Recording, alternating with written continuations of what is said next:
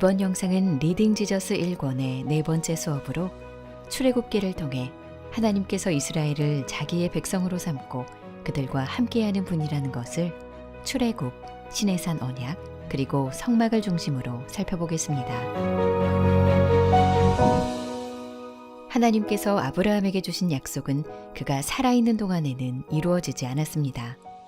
언약 성취의 첫걸음인 약속의 땅마저도 죽은 아내 사라를 장사하려고 구한 조그만 막벨라 밭 하나에 불과했습니다.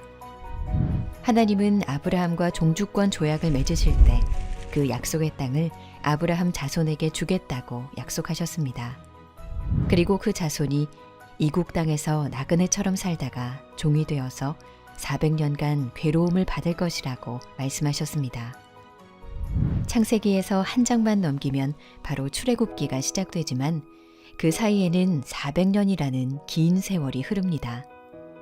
아브라함의 자손 야곱이 가족들과 함께 애굽으로 내려왔을 때 그들의 수는 70명 정도였지만 400년이 지난 후 그들은 한 나라를 이룰 만큼 큰 민족이 되었습니다. 애굽의 왕 바로는 이스라엘 민족이 언젠가는 큰 위협이 될 것이라고 생각했습니다. 그래서 바로는 이스라엘 백성을 노예로 삼아 핍박하기 시작했고 결국 그들의 모든 남자아이들을 죽이라는 명령까지 내리게 됩니다. 이제 이스라엘의 미래는 매우 위태로워 보입니다. 과연 그들을 약속의 땅으로 이끄시고 그들의 하나님이 되겠다고 하신 하나님의 약속은 이루어질 수 있을까요?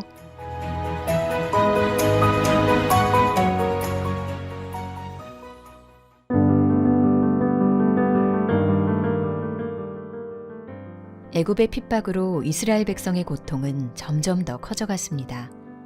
그들의 부르짖음을 들으신 하나님께서는 아브라함에게 하신 약속을 기억하십니다. 그리고 하나님은 이스라엘 민족을 구할 사람으로 모세를 부르십니다. 모세를 바로에게 보내 이스라엘을 애굽의 손에서 건져내고 젖과 꿀이 흐르는 땅으로 인도하시겠다고 말씀하십니다. 그러나 모세는 여러 이유를 들어가며 이 일을 제기합니다. 모세는 자신이 누구이기에 이스라엘 백성을 애굽에서 이끌고 나오겠느냐고 하나님께 묻습니다. 그러나 모세가 어떤 사람인지는 하나님께 중요한 것이 아니었습니다. 중요한 것은 하나님께서 그를 부르시고 보내신다는 것, 그리고 이스라엘 백성과 함께 하신다는 것이었습니다.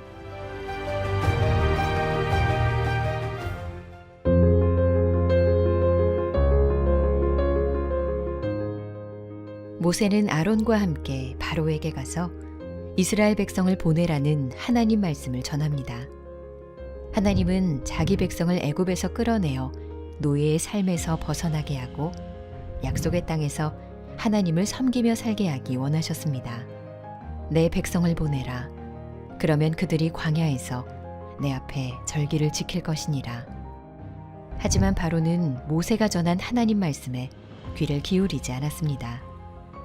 여호와 하나님이 누구이기에 그의 목소리를 들어야 하느냐고 이스라엘 보내기를 거부합니다.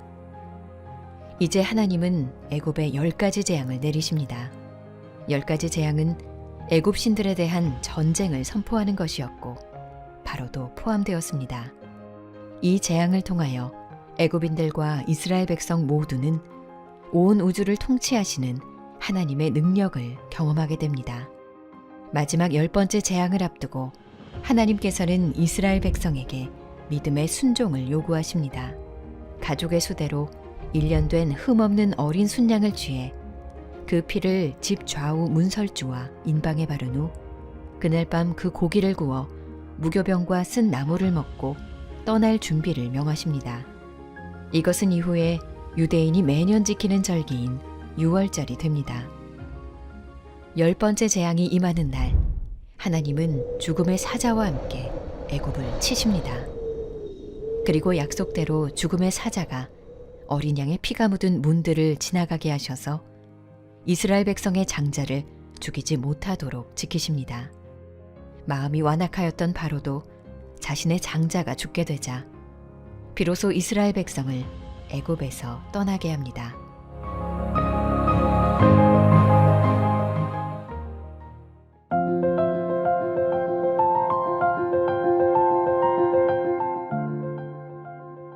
애굽을 떠나 광야에 들어선 이스라엘 백성의 첫 목적지는 시내산이었습니다.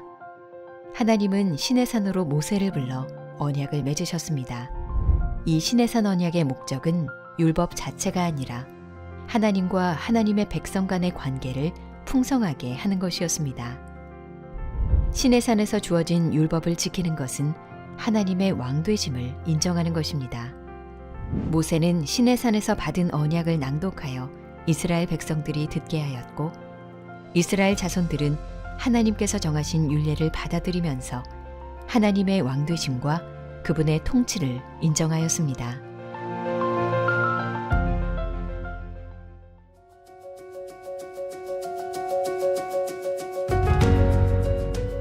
하나님은 모세에게 성막을 어떻게 지어야 하는지 자세히 알려주십니다. 성막은 하나님이 머무시는 곳이며 동시에 하나님과 그 백성이 만나는 곳입니다.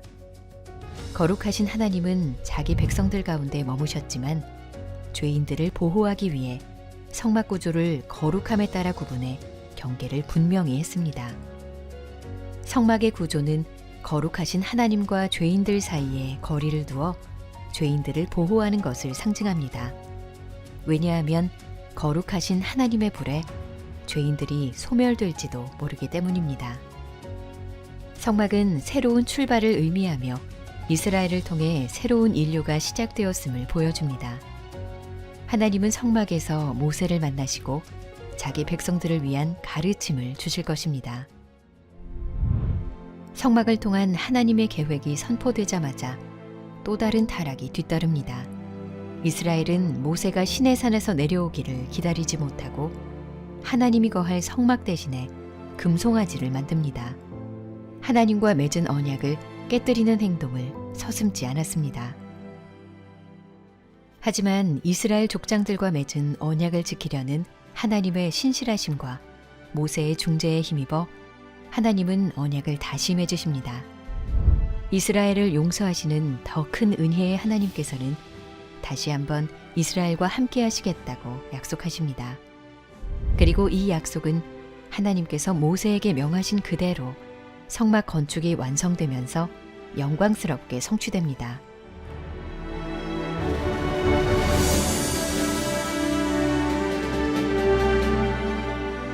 예수님은 유월절 절기가 예표하는 구속의 모든 의미를 성취하셨습니다.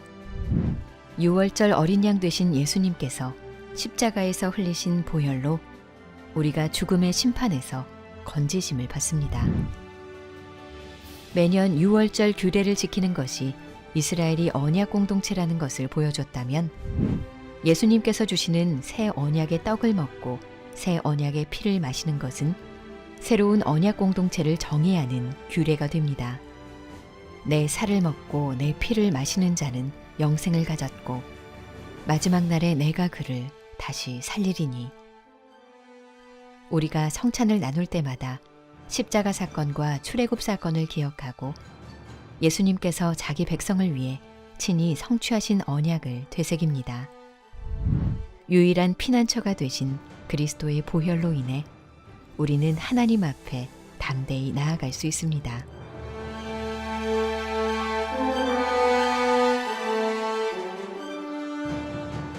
다음 영상은 리딩 지저스 1권의 5번째 수업으로 레위기에 기록된 구약의 제사 의식의 의미와 제사장의 직무, 절기에 대해 살펴보고 인간의 부정함을 정결하게 하셔서 회복으로 이끄시는 하나님의 은혜에 대해 살펴보겠습니다.